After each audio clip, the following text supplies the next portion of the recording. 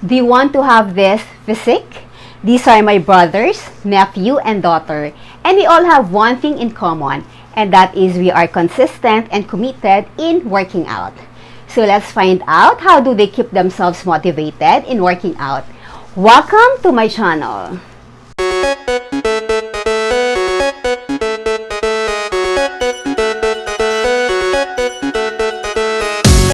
Hello, I'm Queen V and I'm now in my 50s. And I have a quite different video for today because I just realized that it's already mid of the year. And normally at the beginning of the year, we have this New Year's resolution. And most of us, we have this fitness goals. So basically, I just wanted to have this as a checkpoint. So how are you in keeping your goals? Are you still excited and do you still have that zest to do your physical activities? If your answer is yes, well, congratulations, you are doing a great job. But if your answer is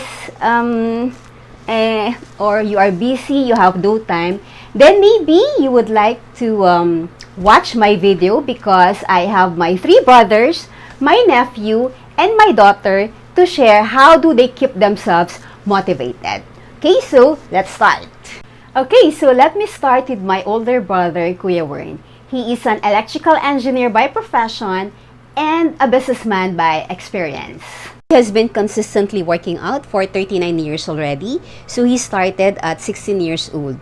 He works out 6 to 7 days in a week. So he does bodybuilding 2 to 3 times a week. He walks with his dogs twice a week and swims twice a week for around 15 to 20 minutes. So how does he stay committed to his powerful workout? So he wants to look young and great at his age, and he wants to prevent any sickness. That's why he doesn't stop working out. Truly, health is wealth. The second one is my older brother, Kuya Bar. I have actually so many brothers because I came from a big family. So he is an engineer in the US and he is 54 years old. He has been working out for 14 years, so he started at age 40. He works out 6 days in a week and his routine includes twice a week running for about 45 minutes to 2 hours. So that's basically around 40 miles per week. He does biking 2 to 3 times a week, about 1 to 3 hours per session, having around 100 miles a week. He swims once or twice a week, 1 to 2 hours per session. And he does also core, upper body, and lower body workout twice a week for 30 to 45 minutes. So basically, my Kuya Bar spends around 15 to 18 hours per week to do all his physical activities. So how does he keep himself motivated and committed to do all this? So he signs up for events and races to have this goal. And he participates or joins groups like various groups like cycling group, running group, triathlon group.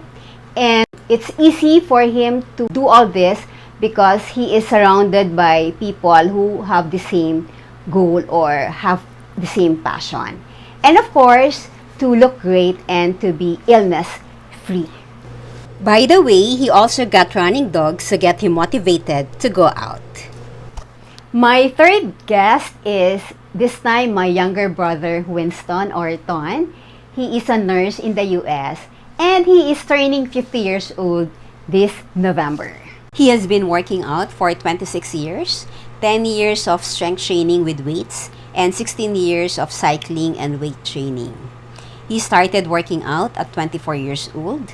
He works out 6 to 7 days in a week. So he does cycling 4 days a week, 1 to 2 hours on work day, and 2 to 3 hours on days off. So he does also weightlifting 2 to 3 days in a week, 1 hour per session. So how does my younger brother keep motivated in doing all his physical activities? His primary motivation is to feel good. Looking good is just a bonus. And he wants to be competitive when he joins amateur races. And he also thinking long-term for his health because he wants to avoid heart disease or any aging-related diseases. Okay, so my fourth guest is my nephew, Lance. He is the son of my older brother, Kuya Warren. He's a businessman and he is 34 years old. He started working out by lifting weights at 17 years old and started cycling when he was at 24. This means that he has been consistently doing his physical activities for 17 years already. He maintains a rigid schedule wherein he works out 12 times a week. Every Monday morning, he does weight training. Every Tuesday, Wednesday, and Thursdays, he does weight training in the morning and cycling in the afternoon. Every Friday, he does weight training. On weekends, that's Saturday and Sunday, he does long ride cycling about 3 to 4 hours. And in the afternoon, he does the weight training. So on an average, he spends 1 hour on weight training and 1 hour on cardio. So how does Lance stay committed with his rigorous workout schedule? So he sets goals and make this as one of his priorities. He surrounds himself with people with the same mindset and treat himself with some goodies like buying new equipment and also new workout clothes.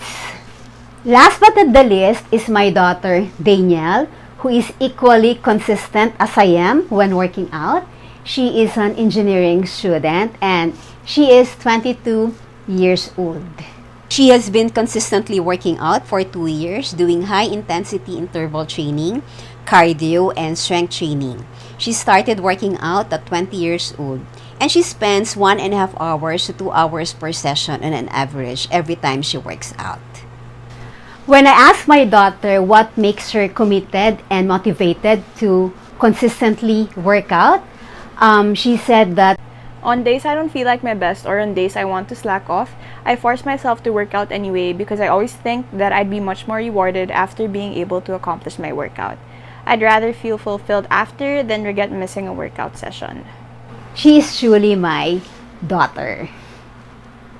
Okay, so if I'm going to sum up all their ways on how to stay motivated and committed in working out, it boils down to 2: discipline and willpower. We all have 24 hours in a day. It's up to us to find time and to set our priorities. And we need to ask ourselves how badly we want to look great. So our actions determine our answer. So this is Queen V. I hope that you find my video interesting and informative. So till again, this is Queen V saying be amazing in your 50s. Thanks for watching. Bye!